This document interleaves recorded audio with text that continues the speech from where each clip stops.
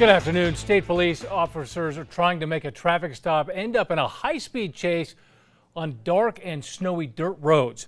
What police found in that car could explain why the driver, a convicted felon, decided to run. News 13's Jessica Gaddate gives us a look.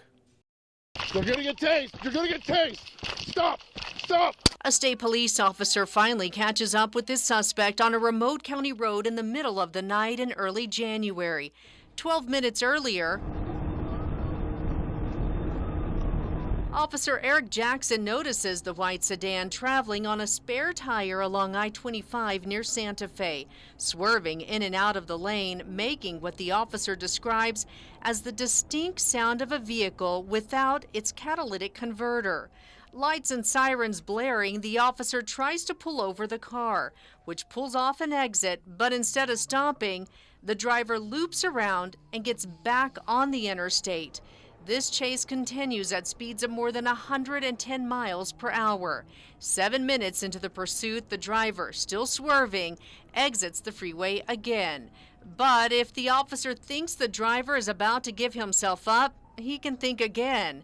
The chase continues down a snowy Waldo Canyon road.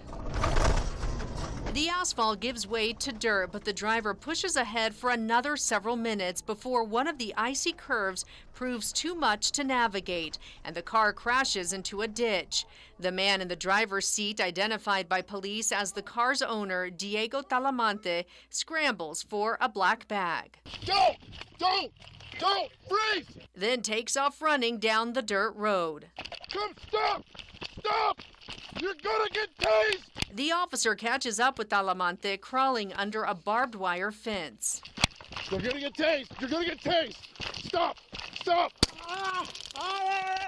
Talamante is taken into custody. Officers search him and the car, turning up a gun, which as a convicted felon, Talamante is not supposed to have, along with fentanyl, meth, cocaine, a scale, and $3,500 in cash. Why?